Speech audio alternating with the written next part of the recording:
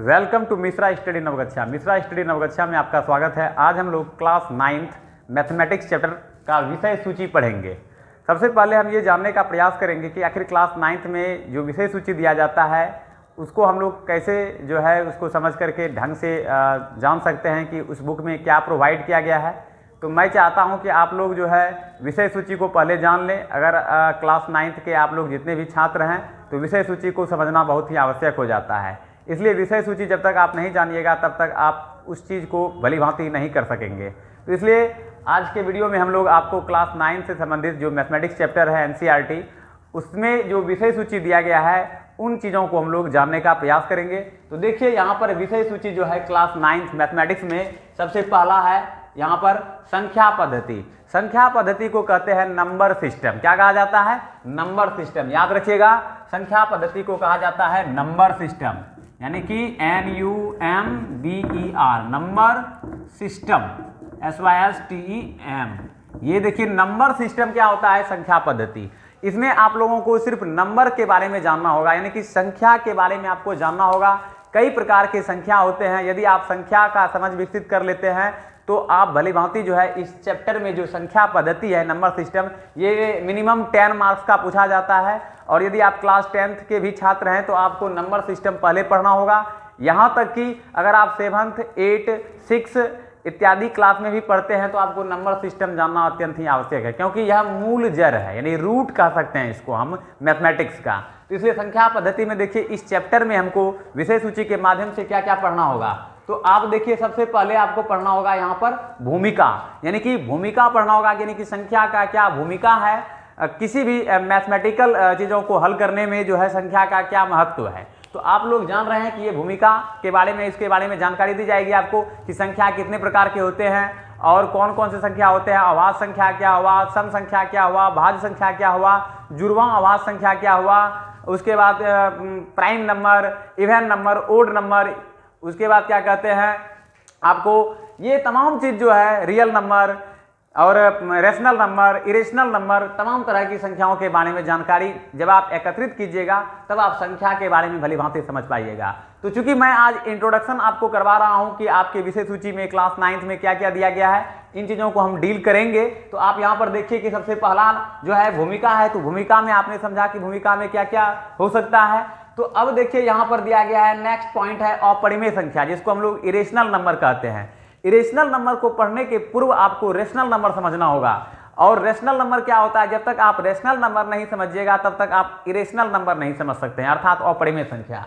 उसके बाद आप अगर परिमेय संख्या और अपरिमेय संख्या को समझ लेते हैं तब आपको समझना होगा वास्तविक संख्याएं, यानी कि वास्तविक संख्या क्या होता है, रियल नंबर क्या होता है, उन चीजों को जानना होगा। जो कि आप यहाँ पर देख रहे हैं कि क्लास 9th में जो विषय सूची है संख्या पद्धति, इसमें 1.1 में दिया है भूमिका, जबकि 1.2 में दिया गया है अपरिमेय संख्या, यानी कि आपका चैप्टर दिया गया है यहाँ पर कि कौन सा चैप्टर में आपको क्या देखने के लिए मिलेगा। तो आपने देखा यहाँ पर कि 1.1 में भूमिका है और 1.2 में अपरिमेय संख्या के बारे में बताया गया है। 1.3 जो एक्सरसाइज है प्रश्नावली, उसमें वास्तविक संख्याएं और उनके दशमलव प्रसार, यानी कि दशमलव प्रसार में आप लोगों को पता होना चाहिए कि दशमलव प्रसार या तो शांत होगा या तो अशांत होगा, या तो अवसानी होगा या अनवसानी होगा, जिसको हम लोग रेक्यूरिंग या टर्मिनेटिंग कह सकते हैं। तो ये सारा चीज जो है आपको 1.3 में पढ़ना होगा। और संख्या रेखा पर वास्तविक संख्याओं का निरूपण, यहां आप देख रहे हैं कि संख्या रेखा पर वास्तविक संख्याओं का निरूपण, यानी कि रियल नंबर को किसी भी नंबर लाइन पर कैसे हम लोग एडजस्ट करेंगे, इन चीजों के बारे में आपको एक्सरसाइज 1.4 में पढ़ना होगा।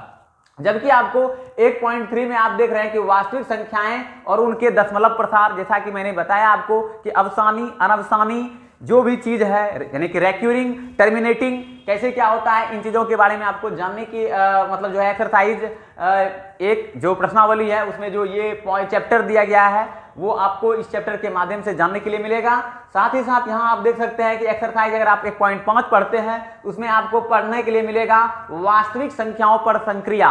देखिए संक्रिया क्या होता है, उसको कहते हैं ऑपरेशन। अर्थात यदि आप नंबर को ढंग से पहले समझ लेते हैं, जैसा कि मैंने पहले आपको बताया कि नेचुरल नंबर क्या होता है, होल नंबर क्या होता है, ये सब सारा चीज आपको मैं बताऊंगा नेक्स्ट वीडियो में। आज तो मैं सिर्फ आपको इंट्रोडक्ट करवा रहा हूं कि आपको पढ़ना क्या है इस चैप्टर में। क्योंकि कई सारे ऐसे स्टूडेंट हैं, ऐसे छात्र हैं जिनको ये पता ही नहीं चलता है कि हमें पढ़ना क्या है प्रश्नावली 1 में, और या फिर जो दूसरा चैप्टर दिया गया और वो क्यों इंपॉर्टेंट है। क्योंकि आप यदि इन चीज़ों को नहीं समझिएगा तो अगले क्लास में जो 10th क्लास में जो जितने भी छात्र हैं उसका मैथमेटिक्स जो है वह कमजोर हो जाता है, वीक हो जाता है, क्योंकि वह सबसे पहले नंबर सिस्टम को ही नहीं समझ पाता है। और आप जान रहे हैं कि जीवन पर्यंत आपको हमेशा जो है नंबर ही मिलेगा और कुछ नहीं मिलेगा।